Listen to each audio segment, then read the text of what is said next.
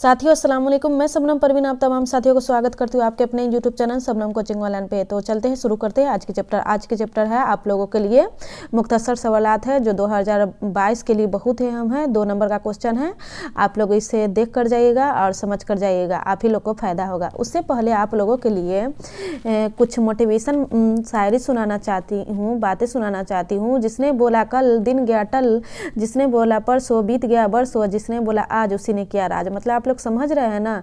अगर आप लोग तैयारी करके जाइएगा तो इंशाल्लाह अच्छा एग्जाम आप लोगों को जाएगा। समझ के जाइएगा तो सबसे बड़ा है, पढ़ना नहीं है, समझना सबसे बड़ी चीज़ है। ठीक है, तो चलते हैं, शुरू करते हैं आज के चैप्टर। सवाल पहला क्वेश्चन है, कमर जहाँ का कौन सा अफसाना आपके निसाब में शामिल है। 2 नंबर में इसी तरह पूछा जाता है, तो आपको पूरा लिखना पड़ेगा। कमर जहाँ का अफसाना कटी हुई साख हमारे निसाब में शामिल है। ठीक है, ये तो 2 नंबर का क्वेश्चन हो गया।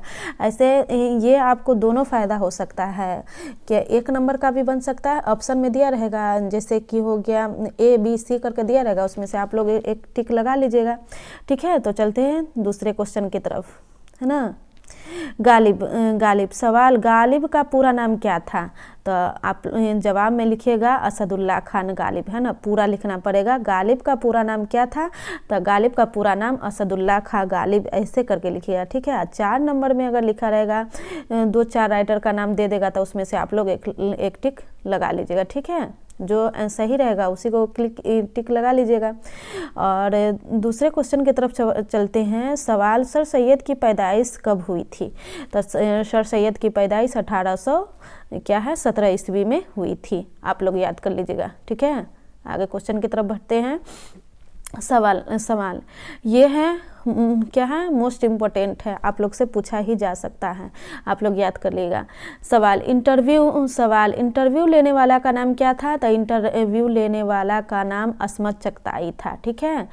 सवाल, सर सैयद की वालिदा का नाम क्या था। तो सर सैयद की वालिदा का क्या नाम था। तो सर सैयद की वालिदा का नाम अजीजुल नसा बेगम था। ठीक है, आप लोग याद कर लीजिएगा। नेक्स्ट क्वेश्चन की तरफ बढ़ते हैं।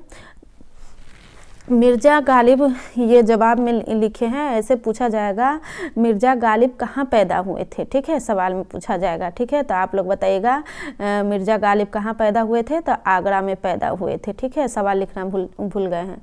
सवाल में है, गालिब के खतूत के किसी एक मजमूए का नाम बताए, ये पूछा जाएगा क्वेश्चन। तो आप लोग याद कर लीजिएगा।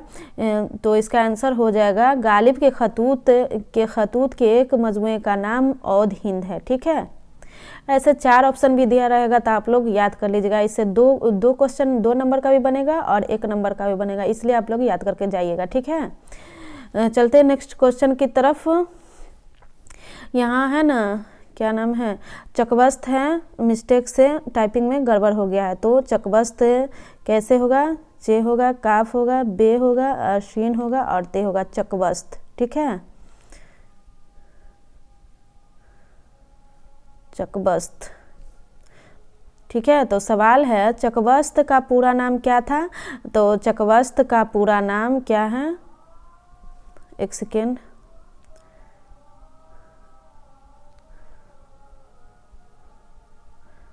है ना, टाइपिंग ही में गड़बड़ हो जाता है।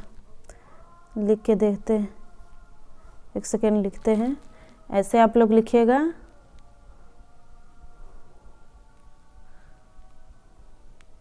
चकबस्त, है ना। चकबस्त का पूरा नाम क्या है। तो चकबस्त का पूरा नाम पंडित बरोज नारायण चकबस्त है। ठीक है, आप लोग याद कर लीजिएगा। चलते हैं नेक्स्ट क्वेश्चन की तरफ। सवाल, बेदी के पहले अफसाना का नाम क्या था। तो बेदी का पहले अफसाना का नाम महारानी का तोहफा था। ठीक है, आप लोग याद कर लीजिएगा। ठीक है, यहाँ पर बेदी लिखना मिस्टेक गड़बड़ हो गया है, बेदी लिखाएगा। ठीक है, बे ये और दाल, बेदी, है ना। तो बेदी के मौत कब हुई थी।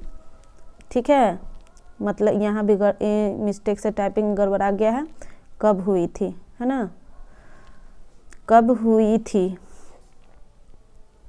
तो बेदी, तो जवाब में है बेदी की मौत 1948 ईस्वी में हुई थी। ठीक है, आप लोग याद कर लीजिएगा 1948। एक सेकेंड, 1948,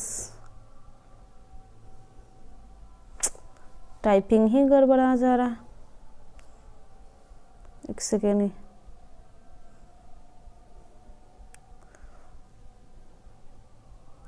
1948 है ना।